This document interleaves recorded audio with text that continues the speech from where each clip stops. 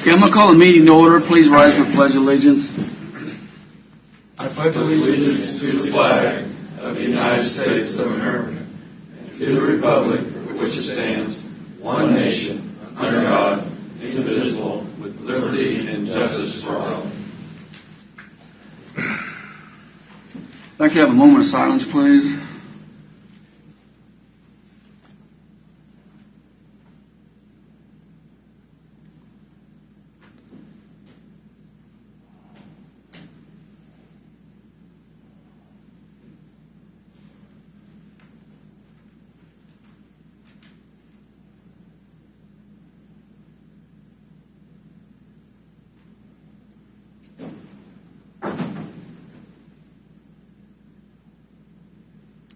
Okay, thank you. Make sure we got our phones on silent, please. I'm going to start with the roll call. We have two commissioners that are at a conference today. Jeff and Vicki, they will not be with us. I'll be starting today with Doug Smith. Commissioner Smith? Here. Mr. Stephen? Here. And I'm here. Public comment. I don't have anything on the books for this part of it. I have some at the end. So, administrative business, Mark? Commissioners, I believe last week you discussed alcohol, special alcohol funds. You had a request from the American Legion, and just to follow up to that, we did during the budget discuss distributing those funds through the cities. I have reached out to the cities, and they do. The larger cities in the county do have recreational programs that they could distribute those funds through. So for the 2023 year, since that was the budget we were discussing, it's my intention to work with them, come up with an equitable calculation on how to divide that money and then distribute it through the cities. I didn't know if you had any questions about that, but I did know it came up last week. Okay. And that's on the alcohol funds? Yeah, the alcohol funds fund the special parks and special alcohol. So it'd be that funds. We have the one committee that obviously already in place that they solicit the, applications for some of the special alcohol, but the park and rec funds that come in, that would go through the cities. So that was rather special, okay. Mike, anything else? Just a question. Something's come up about Cushing, the cost of the work we're doing at Cushing. Could you kind of reflect on that and just give the public what are some of the things that are going to be located at Cushing? Yeah, so currently the Extension Office is going to be located in Cushing. The Council on Aging is going to be located in Cushing. And a crisis stabilization unit. Those are the three that are county related. The third floor is currently under lease to a tenant that was to provide a partial hospitalization mental health unit. And as far as I know, that's still the plan. They haven't notified us any differently. The first floor is primarily where we've been working. Obviously, we did some remediation throughout the building at the very beginning, but yeah, the first floor is primarily where we're working. I think that construction on the entire first floor that we're working on is getting close to wrapping up. Before the end of the year, that should be done. And we'll be starting work on a parking lot here probably in the next few months, hopefully as soon as possible on that. Most of that project was funded via the ARPA funds. Right now, I think we're around $4.5 million total, and it will come in under $5 million when it's all said and done on that. And those will be ARPA funds. All right, so it's 4.5, not 14 million. No. You had some social media Not saying 14. that it's 14 million. We couldn't have built that building for that. So we wouldn't have got that building donated to us. We couldn't have. It never would have happened. We would have never. This would have never happened. We would have had to continue to rent, lease. Pay someone else. Yeah, I don't know. And it's facilities that are needed. And we do have a prospect of another tenant. So with the third floor and potentially the second floor tenants, the revenue that comes in from those rents will fund the daily operation of the facility. And second question, I've received several phone calls, and I was out of town, but I've fielded phone calls and people expressing interest. But just to put on the public record, the Leavenworth County, as far as the staff, is not actively in the process of negotiating in any way with Call Valley at this time. No, they have reached out to us and asked us to meet, but we have not scheduled a meeting yet, and are not in any active negotiations at this time. And it was my understanding we were having a meeting with our county councilor on this issue next week. Yes. Doug, you have any Nope. question? Mark, anything else? Nope. All righty. Move on to consent agenda. Any item need to be pulled from the consent agenda? If not, I'll entertain a motion to approve. I move that we approve the consent agenda as presented. Second. Motion and a second. Any more discussion? Commissioner Smith? Aye. Commissioner Stephen? Aye. And I say aye also. Okay, formal board action. Excuse me. Consider a motion to accept the proposal from Finney and Turnspede for the design of CR 30 from Dempsey Road to 4H Road. Morning, Bill. Morning, Commissioners. Today for your consideration is the proposal from Finney and Turnipseed for the design of CR 30, or County Route 30. It's 235th Street, and it is the 2.5-mile section of County Route 30. It is Dempsey Road to 4H Road through the intersection of 4H Road. We did send out and advertise the RFP. We sent it out directly and contacted 7 different KDOT pre-approved engineering firms. We spoke with multiple people directly about it. There was not a lot of interest in the project for multiple reasons. One is everybody seems to have a lot of work and staffing shortages. Second, it did include some cost proposals, which many firms expressed concerns they did not want to bid work. And so we did receive the one RFP. We have used Finney and Turnipseed in the past very successfully on some projects in the last couple of years since I've been here with Oakland County. The proposed cost was lower than the anticipated cost based on the evaluation of the percentage of the anticipated construction cost. It was within this 5-year CIP to enter into design on this. I believe we set aside approximately $225,000 for that design. It did come in significantly lower than that. And if you look at other projects that we have paid for design on in the past, we were significantly higher than the $173,500 that was proposed by BOCC. They did have a proposed schedule, and there was a recommended schedule to move forward with the design towards office check with the completion of the entire set of the plans by September of 2023. That does work well with our CIP, which currently has that project as a 2025 project. We would, prior to the September date, get the easements for easement exhibits for acquisition and be able to start working through and identifying utility conflicts and what right-of-way and easements to be acquired for the project. Any questions, I'd be happy to answer them. I looked at it. Found it for me. This is the start. I mean, we got to have this before we can apply for any funds. So, Mr. Chairman, I move that we approve a proposal from Finney Turnipseed for the design of County Road 30 from Dempsey to 4H. Second. Motion and a second.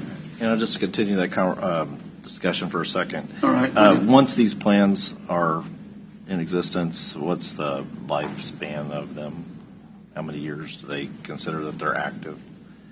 Well, it's a great question. We just built 158th Street off of some 20-year-old plans. I wouldn't suggest doing that in any instance. I mean, that's been a bit of a difficult process, but I mean, they're active until they're constructed, more or less. I mean, it's not a highly changing area as far as residential or commercial development. The specifications of the road width wouldn't change significantly. So from the time that the plans are complete till the time that it is constructed, there is no horizon date necessarily on a set of plans. So Okay. at some point, we would need to update the plans. If we had to prolong this, say, a decade, we would need to verify all new driveways, the condition of the existing bridge and other structures for drainage, any new utilities that may come into play. And I'm not suggesting that we delay it by a decade. I think that would be ridiculous. I mean, the folks out there have been waiting a long time for this to get done. But I just was wondering what the lifespan of that. If we move ahead with some of these, especially if you can get some these grants that we've been looking at, that would be good.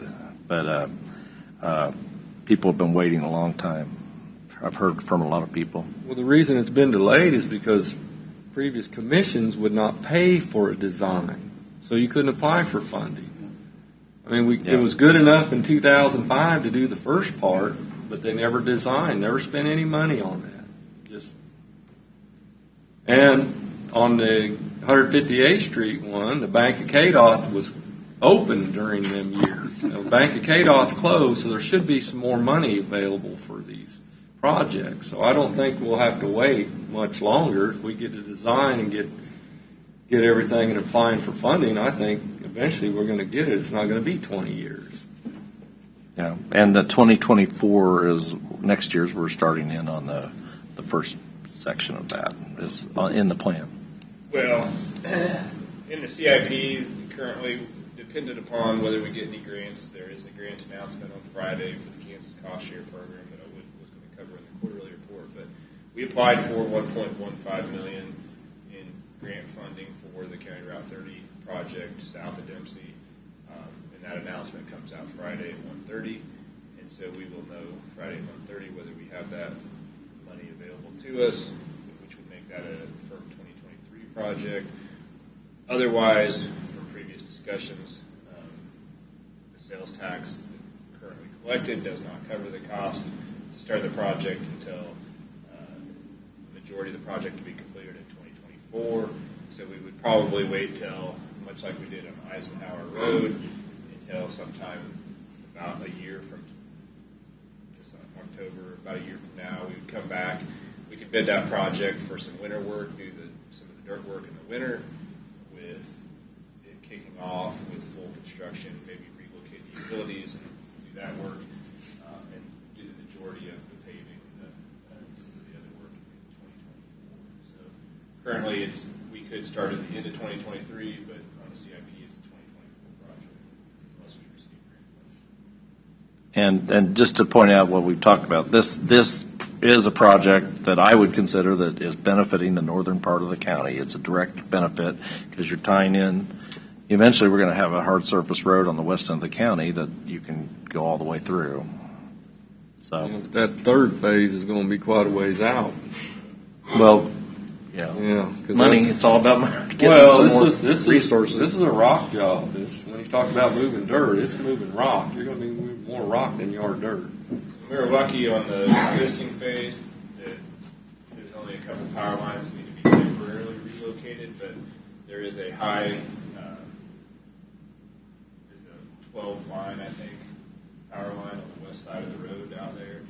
That the second phase, this next 2.5 miles that's going under design, sits closer to the roadway than that portion south of Dempsey, and the relocation costs for that could be fairly extensive, $200,000. It would take quite a bit of time. Yeah. So there are a lot of aspects to these, and it is sitting on a lot of rock, so it's not a easy project for a contractor. I'm All glad right. we're moving ahead. For the vote. Yeah, I got a motion second. Commissioner Smith? Aye. Mr. Stephen? Aye. I vote aye.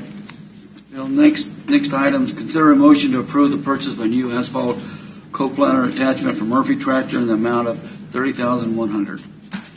Bill? All right. Today, for your consideration, we do have a cold planer. It is a 48-inch cold planer offered by Murphy Tractor, and it would go in our considered a compact track loader, but it's the largest track loader that is currently in production. It is a case machine. We currently do have a 24-inch cold planer that we do use. We had tried to solicit for some pricing from contractors this past year to mill down some bridge approaches. I know as you have received phone calls, passed them on to our office. We do have bridges that were originally chip and seal roadways, and as the roadways became paved and patching occurred, we do have some drop-off areas or some areas where you drop onto the deck. With the larger cold planer, we currently do a lot of this work ourselves with a 24-inch cold planer occasionally, but this would speed up that process considerably and allow us to try to approach some of those bridges. It is a non-budgeted item with available funds through prioritization. We would take those funds where no contractor responded to our solicitations and use those funds in order to purchase this planer that we could then use in the future some of that application. How many funds are located in that non-solicitation? $50,000.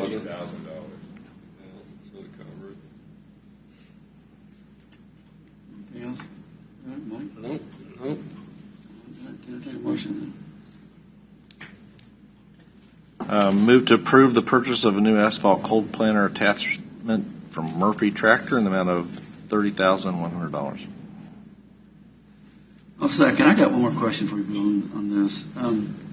The one we have now is working.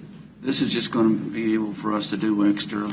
Twice as wide. Yeah, but that's what I'm saying. Be able to do the extra work, which will save us money in the long run.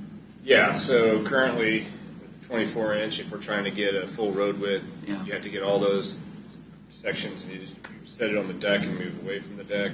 You'd have to do that repeatedly. And so we're hoping to be able to set this on the deck, move out from the deck, and mill those approaches down. I got you. Okay. And they brought a bigger machine. The Okay. older machine would only handle the smaller one. I got you. We had to do low bid back then.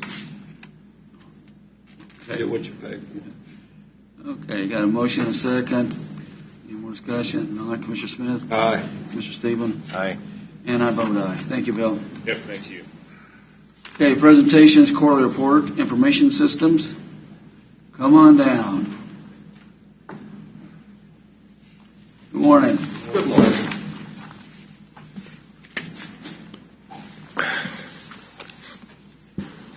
Primarily in the last quarter, we've been obsessed with ARPA-related projects, the Cisco Duo multi-factor authentication, which I believe all three of you are familiar with at this point, as are the rest of the county employees. That's been completed, it's fully implemented, went relatively well. It's not extremely popular among everybody, but it is what it is, right? Security is important. The fiber optic cable project is virtually completed.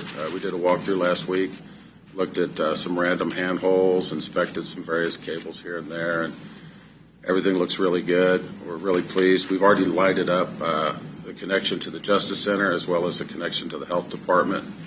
So we've got to see some of it in use. Very impressive. So we're quite happy with that, and it is done in advance of whatever the magic day is that Cushing becomes quote-unquote complete as well. So it was really important to have the fiber available when we're able to try to light that building up, because nobody's going to want to move in there unless they have network connectivities. They need their data, they need their phones. So we have to get in there before people can get in there. Wireless network, that project's kind of stalled a little bit. We've got access points scattered all over the place. We just haven't finished it up. The contractor had some vacation time or whatever got in the way. So the public is already using many of these access points, so they're already in use.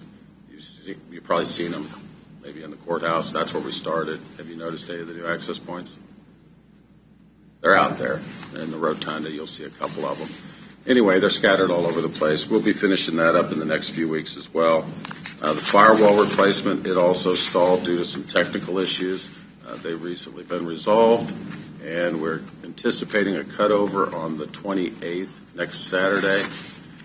We had a nice long meeting yesterday and plotted out some pretty good strategies. So that's going to be moving along. Other than that, the server virtualization is another big project, so we started working on that part. That affects virtually everybody. It was contingent on the fiber. Everything is attached. This entire project is a circular deal. So all these different projects all diverge and come back to the same point. For the most part, we're very busy but content downstairs. Is there anything in my report that you might have had questions about? So your part will be done before, at Cushing, before contractor's finished? Well, we can't really get in there until the contractor's finished to put our equipment in place. Now, the fiber's already terminated in the Cushing building, and I do know that the company that was hired to put in the DVRs and the door security equipment, they've already installed all their gear, but it's operating in a local mode because it can't communicate with the systems in the Justice Center. So the Sheriff's Office can administrate it now, like they will, once we get the building on the network.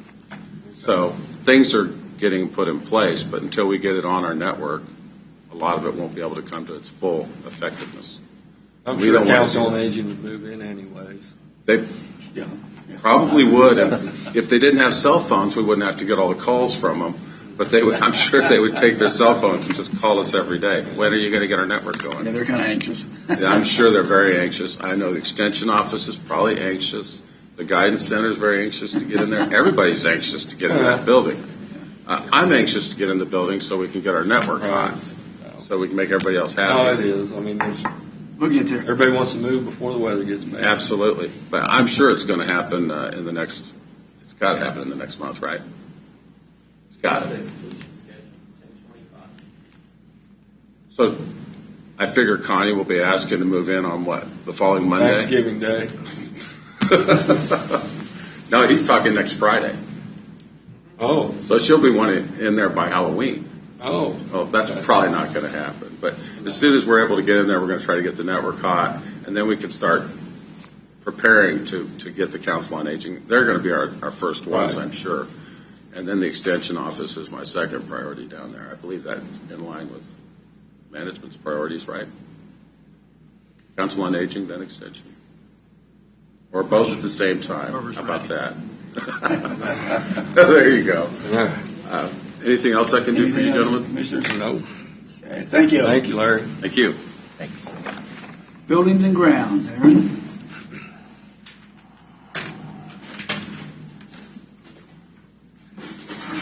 Morning, Commissioners. Morning. Morning. Final completion date, schedule mapped out 10/25. Council on Aging.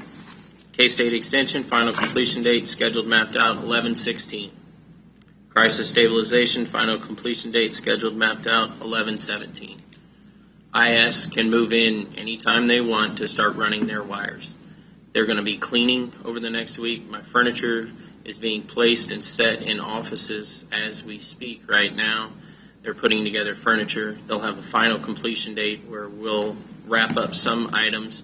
Site supervisor will still stay on, and they'll be finishing up things like hanging blinds. But other than that, Council on Aging will start moving over large items with Connie. She's got it scheduled out with moving company to move like extremely large items like freezers and commercial fridges and stuff like that over to Council on Aging. We'll help them with trailers move over the rest of their items that are not something that their staff can move by themselves with trailers, and my staff will take care of it. The rest of my quarterly report, we added some circuits to the UPS over at the courthouse for their new blade style. We worked on our air handler upstairs. I couldn't get the CFMs that I needed on our air. I couldn't get it up above 1.5 on our cubic foot, and turns out we had an air handler that was pretty clogged. Our fall renovation went well. We put down a bunch of grass seed, working on the lawn as we always are. Transfer station had a fire. We took care of knocking down trees and mowing with our sewer district's brush hog all back behind there and opened it up, so then that way they won't get called in if the fire starts to spread. There's nowhere for it to go. EMS 3 had its hot water tanks go down. We switched over to tankless there. The cost difference on the tankless wasn't significant, but the warranty went from a 6-year to a 15-year. So we went with a 15-year warranty on it, so then that way hopefully we'll not have to replace those for a while. Fagan has been over working on my chillers at Cushing. Everything is up and running. We made sure that all of our loops were successful. We are switching that over this week to heat, as that's a 2-pipe system. They've been running in cool, and now we're going to switch over to heat just in time for another summer blast of 80 degrees. So, Ross Construction had paused on 3rd floor. We are receiving full funds on our rent from our tenant, which is something that was unexpected but welcomed. We'll never turn down more money. The Justice Center, we added 2 circuits in the dispatch room for added servers over there for the city of Leavenworth as well as the county. Our boiler over at the Justice Center, we had some refractor work done on Boiler 1. Boiler 2 we shut down and cleaned and got ready. It didn't need any refractor work. I'm only saying this because in the next 2 to 5 years, I will need to replace those boilers over there. I am making sure that that is something that we have in our capital improvement plan as well as in our funds, so that way when that end of life comes, we did it at Cushing. We'll probably put something similar to that. Pre-COVID price, that was $400K over at Cushing. So pre-COVID. So I'm sure it's anywhere in the tune of 5 to 7 now. And we'll look for that, but I will nurse those as long as I possibly can, doing refractor work to them. Sewer district, shout out to my guy Zach. He passed his sewer district. He is now also another license. Wastewater license. When Mike left, we used to carry 3. Mike left and retired. We were down to 2, myself and Alan. We are back up to 3 now. All of our pH certificates were renewed. Our Highcrest Sewer District license was renewed with, we have to do some fence line work, but other than that, everything's moving along. Council on Aging is my top priority on getting them in there.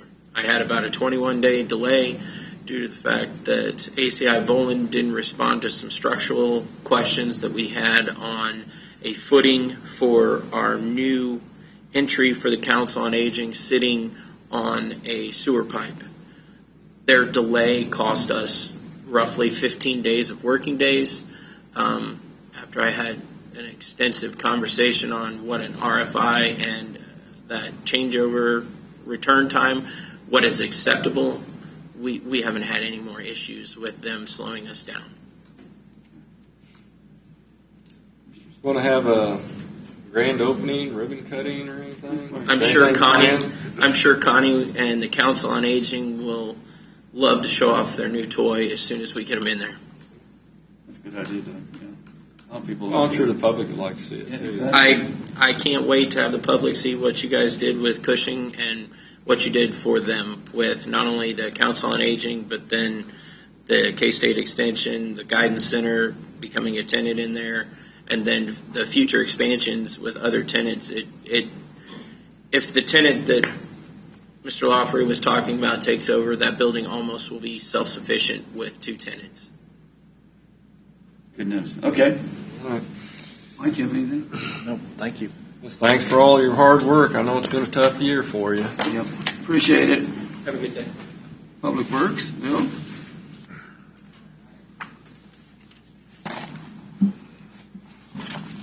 We're going to start today with the road and bridge portion of Public Works. As you can see here from the quarterly report, we haven't hauled a lot of rock over the last quarter. Obviously, see we've concentrated on asphalt and chip and seal. We have hauled 25,268 tons of asphalt and 423,618 gallons of oil have been used in the chip and seal process. We chip and sealed approximately 105 miles of roadway. That wrapped up last week with the completion of a few subdivisions, and that's another really successful year. The guys do a great job. Gary runs a good crew on the asphalt chip and seal, and really appreciate their efforts and all of that they do. It's a lot of miles to cover, but if we can continue to get 100 plus miles a year, we can try to cover all of the county roads in about a 3 to 4 year maintenance cycle, as we intended to try to do over discussions that we've had. As we move into the fall and winter, we'll haul a lot more rock, cover the roads, the gravel roads, and start the gravel road maintenance over. We are always out mowing. That's actually handled by noxious weed, but as you guys are aware, we've had a lot of issues with mowing. Currently, we do have all the mowers operational. We do mow year-round, although we do have 1,700 lane miles or ditch miles of roadway to mow, so it takes a long time to get to it with the 4 mowers that we are going to have operational here shortly. We have consistent turnover at the shop. We have 65 full-time employees. Currently 5 are vacant. We have been fully staffed at 2 different times in the last quarter, and so that kind of is the indication of things that we've seen over the past 2 or 3 years is we'll become fully staffed, and then we have an attrition rate that's high enough that we are constantly replacing people. The guys have done a really good job. The leadership out there has done a really excellent job of getting guys their CDLs. We have had to input ourselves into the federal highway portal and create a testing center at the shop, and now there's quite a bit more tracking, and that's a considerably larger project, getting a new hire, a CDL, than it used to be. So they've done a really great job of that. We have been interviewing since I wrote this report. I believe we have hired at least 1 or 2 additional folks, and so we will become fully staffed, I'm sure, over the next month if we don't lose any other employees. But spend a lot of time training and retaining those folks as we can, but retention is key to try to keep these guys as effective as possible. And we did have the 2 retirements, so we're going to continue. We have some more retirements coming up. Wish those guys the best, but it is hard to fill a spot that's been from a guy who's been there 25 years. So, from a personnel perspective, we did receive another application finally, a second application for the engineering position, and I do have a meeting set up for that this afternoon. It's a very qualified position, our applicant, and we're hopeful that we can move forward with that. So we'll see how those discussions and interviews go over the next maybe this afternoon, and hopefully have some updates to provide on that. Noxious weed. We've had a lot of discussions over the past year about noxious weed and the extreme inflation that has occurred within that department, and some of the costs doubling, tripling for some of the chemicals. And I think you can see that in the sales. We wanted to put together this information on the second page of the quarterly report. As you can see, that the budget's intact due to the reduced number of gallons that we sold. Folks aren't just buying as much as they have been in the past because the price is so much higher than it had been. And so across the board, some more than others, every single chemical that we do offer for noxious weed control, numbers are down this year for the sales. And so the reduced sales because of our statutory requirement to offer that cost share has been reduced. And so I think that will continue at least for the foreseeable future. Folks are just not going to take care of their, be able to afford to take care of their noxious weeds at the same rate that they had previously been doing. Well, these costs go outrageous. I mean, 68 and 95. 79 to 104. I mean, this is all the stuff. $70, yes. This is just Yeah. unbelievable. I mean, he says it's a statutory requirement. It's also an unfunded mandate. Yeah. I mean, it's unfunded by the state that says you will sell these chemicals at 25% less than what you pay for them. And then when we do low cost bidding, and Alan does a really good job of, the bids don't last all year. Generally, they'll only honor those for at the most 30 days, especially with the changing prices that we currently have. So if we run out of a specific chemical, he does rebid that chemical around. That's why you do see the 2,4-D Lowball was purchased from a different supplier because of availability and cost. But they've gone way up. You're going to have enough money in his budget to be able to fill the room up this year at the end of the year, chemicals? Not to the extent that we usually do. Usually at the end of the year, we always try to purchase the year before and then carry that. It's not going to have that much carryover? Yeah, we'll have some. We're going to do the same as always, but to the degree of filling the room completely up, we won't be able to do that. But at the same time, we didn't sell as much. So if we don't sell as much next year, hopefully we'll be able to carry that forward and maintain the budget that we've been allocated. We'll move on to projects.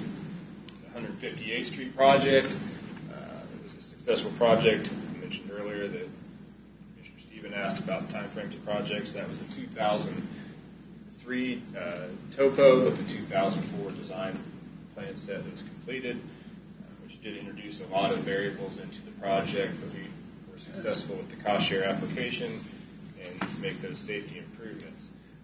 I would say, reflecting back over the past year on this project, one of the largest issues that we had was that I would say the vast majority of the property owners who live along the roadway did not own the property at the time of acquisition, and a lot of those properties have been improved since the time of acquisition. They may have been vacant at the time this roadway was designed, and so they had become accustomed to not having a ditch in front of their residence, and then the road had an edge drop off, but they were able to mow further out towards their roadway, or they didn't have any ditch at all, and we come in and put in safety slopes and a wider roadway, and it's been a very successful project for the most part, I would have to say, and we're happy with the results.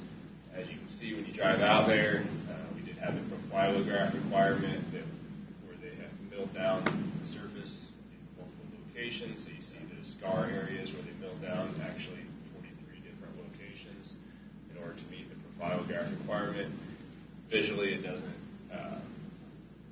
ideal, but it did produce a much better ride than say some other roadways that we had previously built. So it was a compromise between that and smoothness.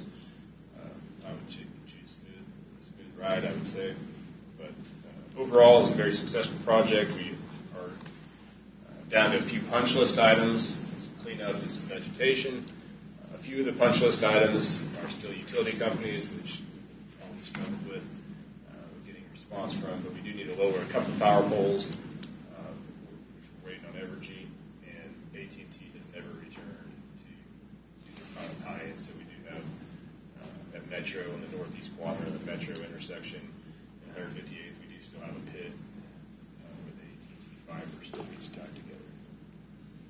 So, any questions about that project before I move on? It's fully open and operational and came in on budget and was completed on the final completion. The complaint on the curb section there is that just going to have to wait and see how after grass grows? Well, yes. Okay. So the complaint, Mr. Sheets' property, Mr. Sheets, I'm not sure the pronunciation, but he took it upon himself to remove 8 dump truckloads of dirt before the project had closed out. Subsequently, he was a subcontractor of the contractor. I don't know what permissions he may or may not have received received from the contractor. I don't have any in writing where they authorized him to do any work. He did replace that material in accordance with the plan specifications.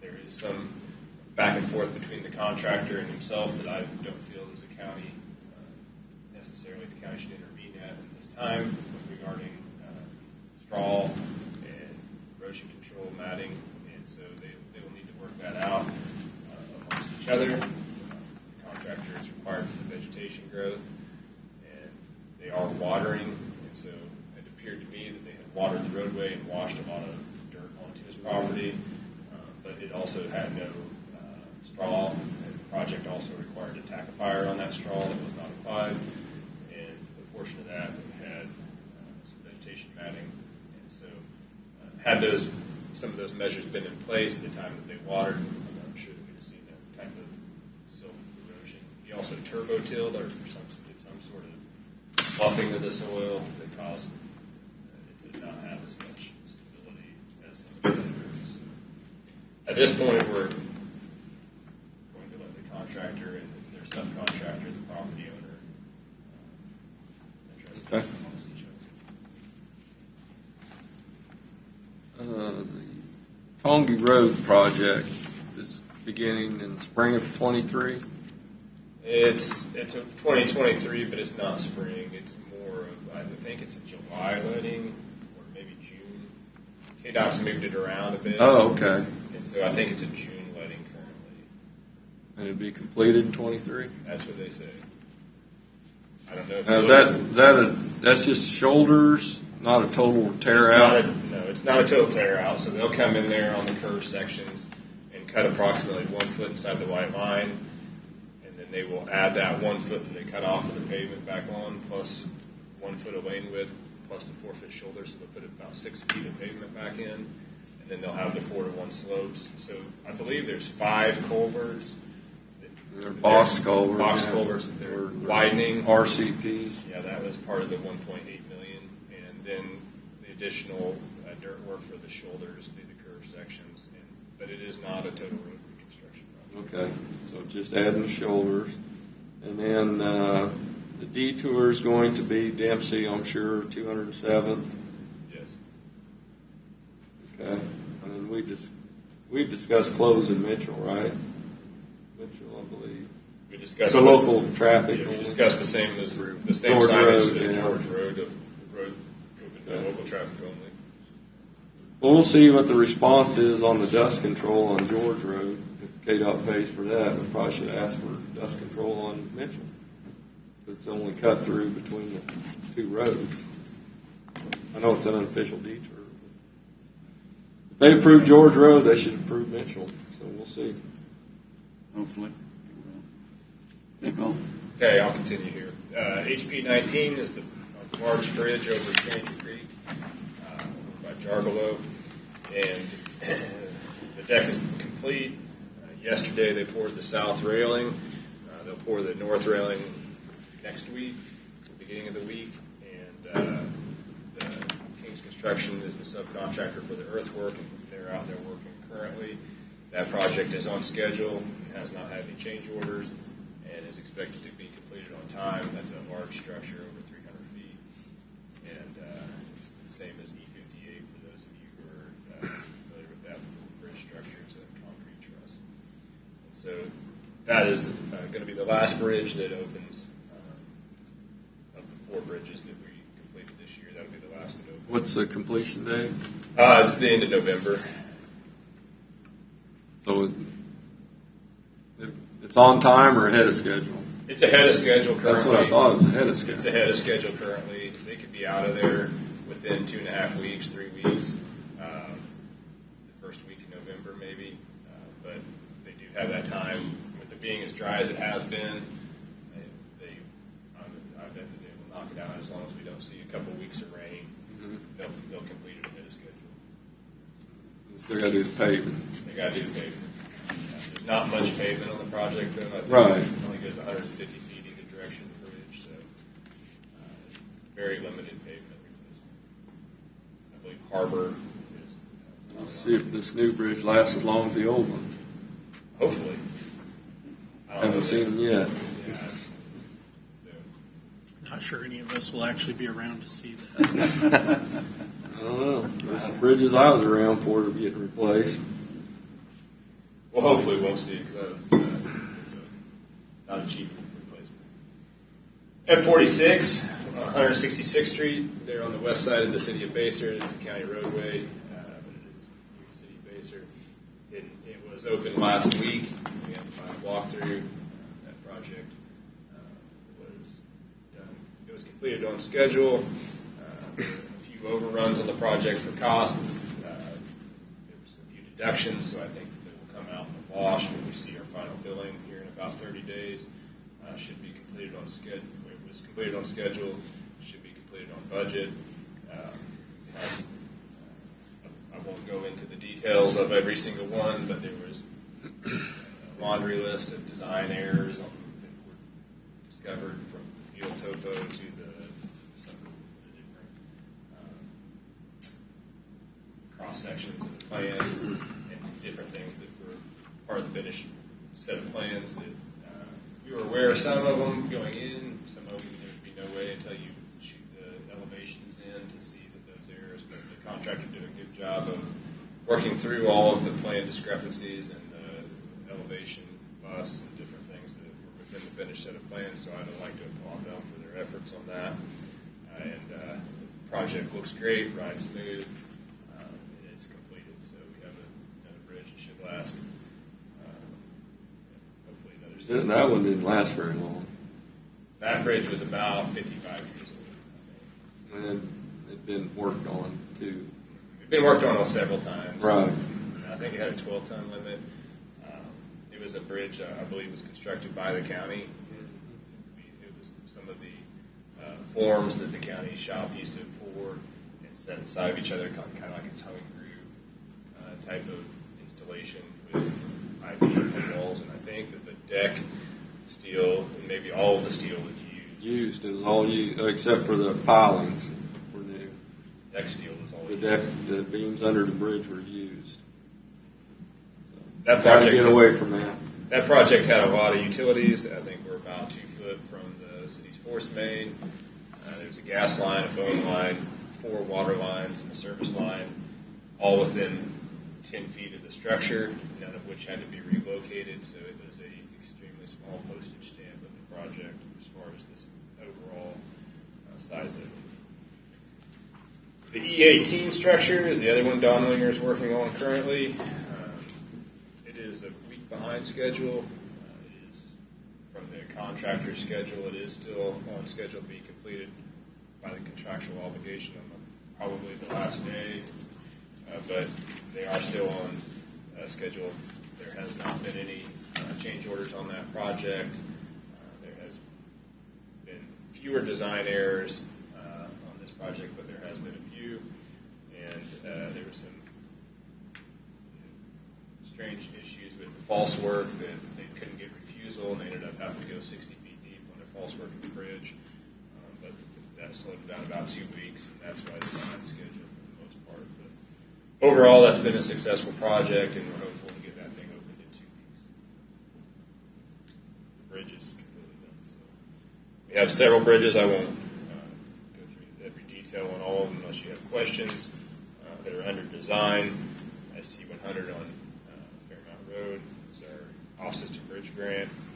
E48 is our local bridge grant. Tonganoxie Road project we've already alluded to. That was a 90-10 cost share project. County Route 30 project. We'll find out Friday if we got that cost share grant. 130. ST26. Executed the contract for design the last quarter. HP 36. K19 are also under fitting term sheet and were executed last quarter. We have the box culvert projects for the 14 structures MHS is working on that we intended on paying for with ARPA funds. Of the 14 structures, 8 of them were going to be installed by county staff, and 6 of them were larger and involved concrete work. We're going to be contracted out, and so we anticipate seeing those over the next 60 days. We'll have those plans in-house and complete. The bridge inspection was completed this year, and all of the data was input into the portal. The regional transportation study is ongoing. We have community stakeholder lists and meeting times were attached to the quarterly report. If anybody has any questions about those, they can ask, but that's an ongoing process. October 26th is the day that most of the next Wednesday, the day that most of those specific outreach groups, the LCDC, Port Authority, elected officials from neighboring jurisdictions, and all the different breakout stakeholder groups have a chance to give input. The City of Lansing has reimbursed their $30,000, and I believe that Tonganoxie and Baser, we've just received a bill that will cover their $15,000 allocation, so we are receiving those back from the cities per our agreement. The local road safety plan was reviewed the last quarter and was accepted. Trans-System is finalizing that, and we should see that this next quarter finally after, I think it's been about 3 years. And so we'll have that in hand. We have call for projects out, transfer grants ongoing. Still haven't responded to our email. We're trying to get that thing going. We only have till July to build it, and we still haven't gotten them to verify a date to have our kickoff meeting. Surveying's ongoing. We hired the surveyor. They're trained in our survey technician. We have 238 section corner ties that we backlogged, 40 plats that he's reviewed since he started, and we're just going through all the equipment, getting it all updated. It's been several years since we had that stuff all updated, and we were out doing different township surveys. Fleet management's still working diligently to replace our fleet. We've had vehicle shortages and had orders kicked in and out of their system, not the Enterprise's issue fault, but because of the manufacturers only are accepting so many government orders. We have 110 GPS units that are currently installed with cameras in our current fleet, and we're installing new systems as we receive them. GIS is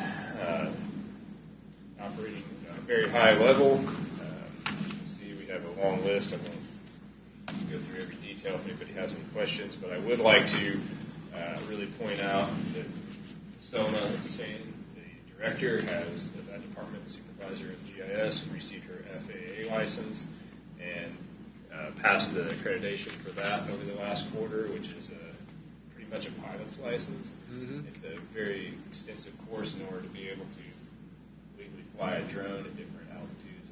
And we did receive the drone physically over the last quarter that we had purchased in the first quarter. It took about 6 months. And so we have our first videos from Monday was the first time that she'd actually had her physical license and could legally go out and fly. And so she did fly the 158th Street project, and we have a nice video of that we'll be sharing with Stephanie Sloop and getting that put out on Facebook or some sort of social media. Try to figure out a way to get that larger file linked to YouTube or something through our Facebook page. And if you have specific things you'd like to see, feel free to make that request. We're going to start doing before and after videos of projects and anything else that we have. But the 158th Street project video looks really nice. The clarity of the camera and the drone that we purchased is very stable, and she did a very good job of getting that video for her first flight. So excited.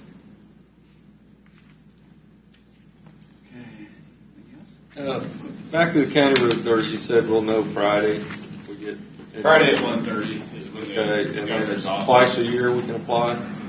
So it's March and April. So currently we can apply for this one. It's on Friday, and then if we don't receive that funding, we'll apply again in April. And then if we don't receive or we do receive that funding, either way, with the sales tax funds that we should have accrued at that time, we kick that project off next year. so how many times have we been turned down? On that project? Yeah. Twice. Twice, not 3 times. This will be the third. This is If we third get turned down. But on the first application was for 90-10, 80-20, which was it? The first one was for 50/50. Okay. Every time the cost share program comes out, they change the maximum allocation amount. So 158th Street, 900,000 was the maximum you could apply for. We received it. And it seems to be that every other cycle is when we've had the most luck getting funded. So there was one cycle between 158th Street, and when they considered KDOT, or the governor's office considered the Stillwell Road project that the Macer School District applied for because it was on a county road intersection and involved a county road. They considered that a county project. Okay. And so we had concurrently applied for funding for the County Route 30 project. They ended up receiving that funding. And so that more or less disqualified us from funding in the next cycle. So this Friday's is going to be the first cycle that we had Really eligible to apply. really eligible to See get that, yeah. So, and the maximum allocation on this one was, I believe, 1.2. I think I proposed 1.15, which was a 75% county cost, 25% would be KDOT's portion of the project. So it's kind of a reverse of the normal. Right. Just under their maximum allocation of the application. Good thing the Bank of KDOT is closed, so there should be lots of money out there. Well, they're only offering $7 million in this cycle, which is one of the lowest cost share total application cycles that they've had. So we'll see. Yeah, but Doug's comment, Bank of KDOT is correct. It's a good thing it's closed. I've seen that thing robbed and everything else over the years. That's correct. Take care of stuff, so that's a start anyway. Yeah, it has been. Okay, Bill, and Question. Mike, go ahead. I have a couple questions. Can you tell, just for the public, when we were talking about the rock, we've tried to get cleaner rock over the last 2 or 3 years. Kind of explain what the process has been and how we've been working towards that goal. So, county sources rock from both the private sector and mostly at Ham's Quarry, but other quarries in the general area, and from its own quarry in Tonganoxie. So, under the latest crushing here at the Tonganoxie Quarry, we specified an AB1 type rock and worked with the contractor extensively to try to get a good rock that's gray, or as gray as possible, and hard, and as clean as possible. And the ledge that we are currently in, there's been gray rock that's been very hard and very good that has come out of that Tonganoxie Quarry in the past, but its supply has become very limited. So we had about a 3.5 acre area between two previously quarried areas that we are currently crushing in, and we are going to try to move over after this into another area just west of the shooting range, on the west side of the shooting range, right up against the shooting range really, and try to get into a little bit more gray rock. But we have been trying to focus our areas on other parts of the quarry. We had crushed some of the rock that had more fines in it in the past on the south end of the quarry, and we're trying to locate other rock. And we did borings over the last quarter to try to evaluate where our best rock is that we have remaining in that quarry. Another question I had was you were talking about the training and retention of employees. What's our competitiveness with the neighboring counties as far as our wage structure, and have you looked into that recently? I haven't looked into that recently. I know just from my own experience of having worked in multiple counties that we're comparable to the county that I previously worked at.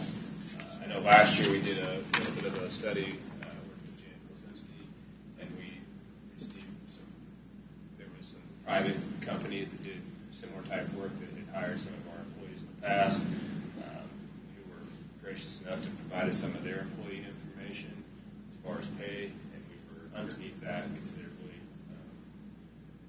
But from a county perspective, we haven't reached out to those counties. Just from my own personal experience, I would say we're similar within $1 an hour or less of the county to the west, and probably Douglas County. But I know Atchison County employees. I know we do pay a little bit more than Atchison County, but they have almost no retention. Okay. The project, we did the traffic light study there at K32 and 158th Street, and they came back and they said we didn't qualify for a stoplight, but the report said that they would be it would call for leveling of the hill.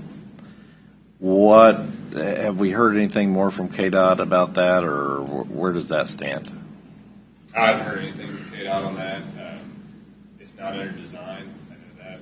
So currently it's not under design. I know that they had 3 intersections identified. The one that's where it's going to result in the closure of K16 there to the top. And then they had Sandusky Road identified as an intersection for safety improvements at one point. We did a study there that was completed that was more extensive than the one at 158 and K32. And then third was that intersection at K32 and 158th Street. So in the county, those are the 3 KDOT intersections that I am aware of that I've looked at. But Sandusky and 158th Street, neither are under design. Okay, I think, and I don't know where we go from here, but that's a very important, since they don't want us to put a stoplight there, that's very important that we get that, because they have themselves in their own report called for the hill to be leveled. So I'm not sure how we put pressure on them or bring this to their attention, but that certainly is important that they go ahead and move ahead on that.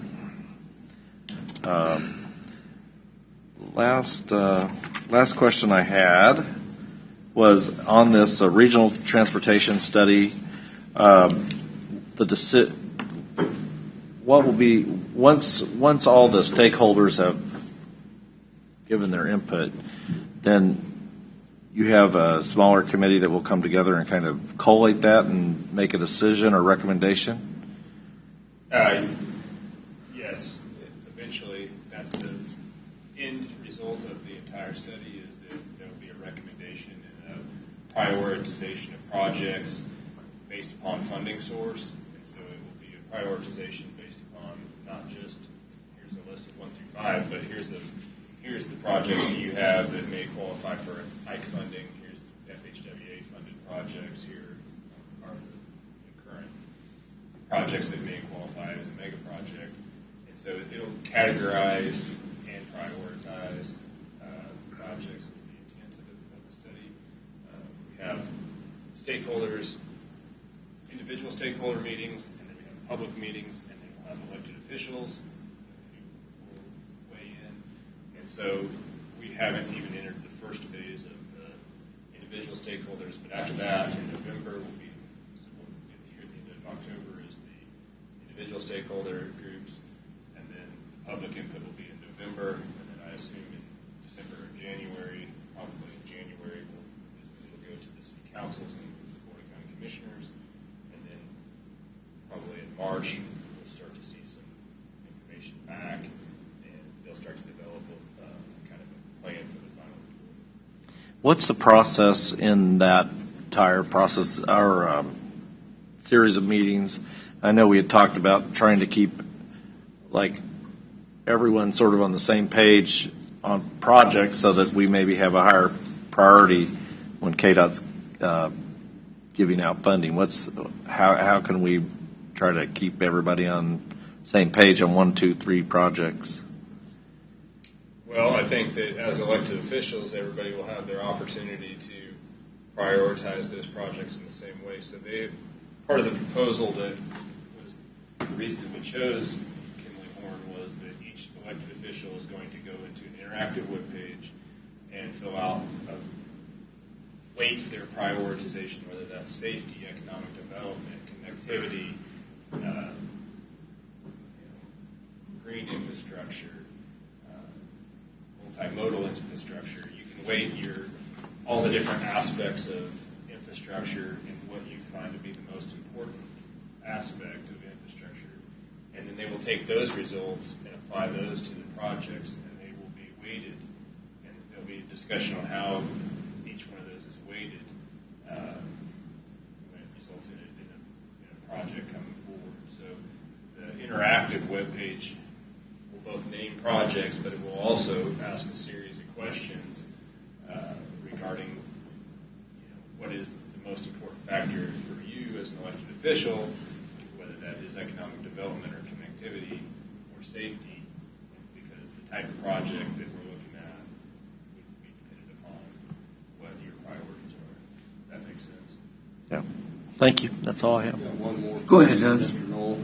Mr. Knoll, have you received any communication about KDOT having a meeting about the parallel project at K7, informational?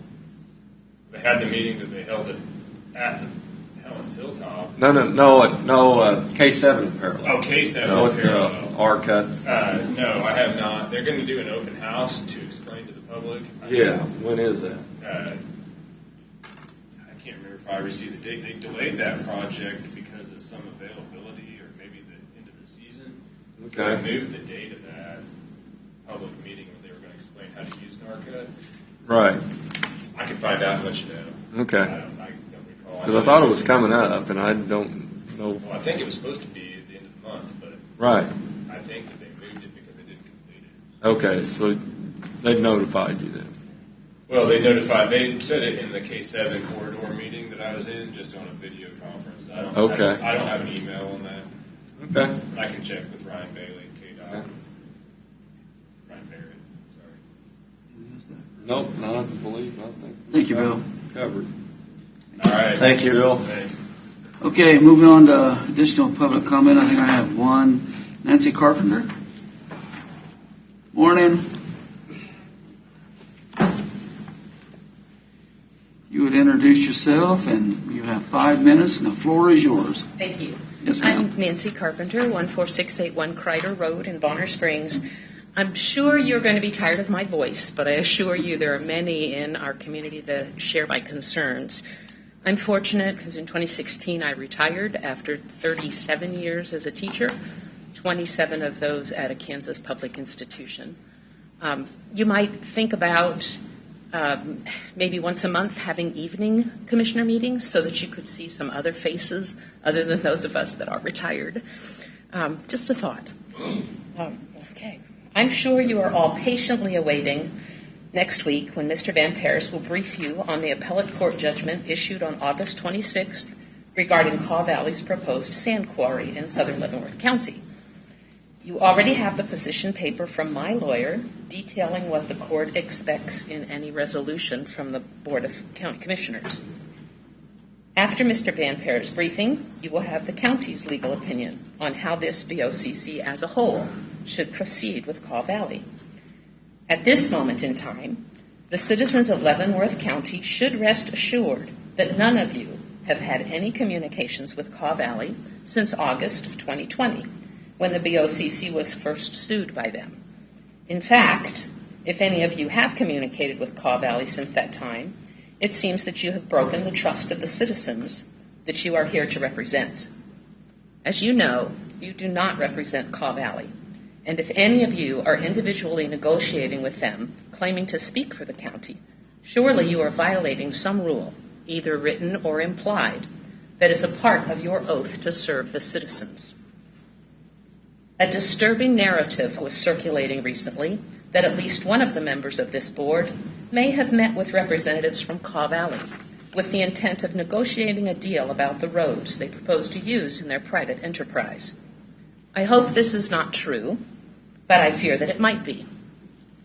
If any of you have taken part in such discussions, you should recuse yourselves from any decision regarding Kaw Valley, as you obviously have placed the interests of Kaw Valley above the interests of Leavenworth County citizens.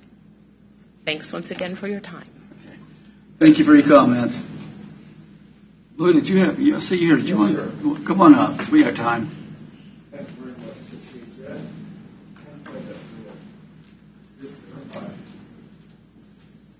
Carpenter, I was just hoping that after I heard the Carpenter that Rosie the Riveter would be here, but she isn't going to be here today.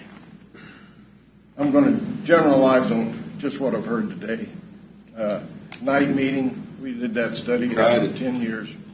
It never never worked out. Just that's an opinion, and it says right here, 5 minutes per person of general. And I looked up general interest to you guys, and I couldn't pull up anything in the dictionary of what general interest is. So K32, I thought that was interesting real quick. And a goddamn circle drew up. I said, oh my God, they put in a roundabout. But that's all right. Let's talk about roads. There was a guy up in Easton that owned Blue Spruce Angus Farm. Don't remember who the guy was. Oh, that was me, wasn't it? Yeah, God dang it. You know, it's amazing what you forget. And I located 2 ladies down in Tonganoxie. And you need to, Mike, you need to tell your people, you know, they like hardtop roads so that way they can drive their Cadillacs and limousines or whatever they have. God bless their hearts. We got trucks. But I volunteered to take over 3/4 of a mile of my road. And they said, oh, you can't do that. You don't have the insurance. And I said, I'll get the insurance. But the roads, we ran a petition, these 2 wonderful ladies down in the Tonganoxie area. And we got the roads taken over through the proper process by the county. Hadn't been for us, who knows where it would be today. And we spent a lot of time, and the roads, as I say, were taken over. I think Easton had 72 miles of road, and we had $12,000 a year to maintain them. And that was everything to do with the road. So, rock, clean rock, that's nice. That's what we're looking for in gasoline, isn't it? From oil. We're going outside the country looking for gasoline, and our gasoline is better than anybody else's. So it makes it hard to find the perfect rock. I guess if you got all the people that wanted that, and they could sit there and clean the rocks with water, but they probably wouldn't want to do that. I would think it would be nice, it said under public comment, Joe Herring made a comment, it'd be nice just to have what the item was, because I noticed you had other people here, Dennis Taylor, John Matthews, Joe Herring, Mike McDonald, Nancy was here, Nancy Carpenter, and Wes Baker. Just to hear what their generalization was. I noticed on your meeting to go into executive session, there was one person that wasn't there, and that was the county administrator. Boy, doesn't that create a thought. Ooh, why isn't the county administrator there? But the 2 main topics that I'm really here to talk about is I've asked several people to run not an amendment, to run a definition of the 2 amendments. Nobody has done that. I've asked the paper, I've asked the county, I've asked the city. It would be nice to know, really, for the common individual out here who doesn't really know much about mills, God bless their hearts, and you can't blame them for not, because that's not a part of their life, what a mill is. So it'd be nice to have if you vote no, you're no longer going to say vote for the sheriff.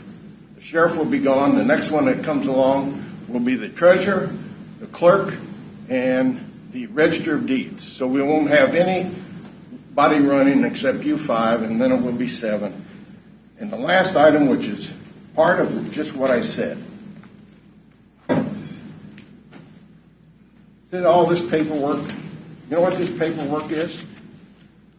What the county appraiser does that we have no control over, because we've let the state take it over and screw it up. These are all documents that they use, and there's 3 of them here. My house, my warehouse is out on Eisenhower, and my man cave, okay?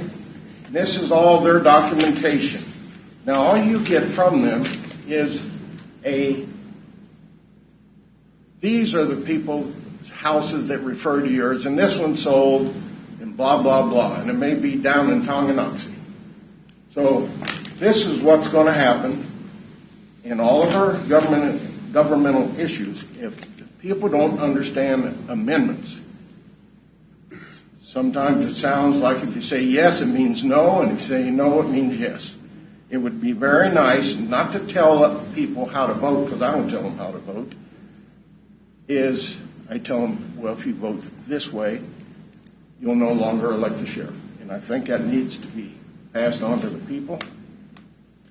because that's a lot of paperwork. Now, I own probably 10 more pieces of land that I bought at tax sales.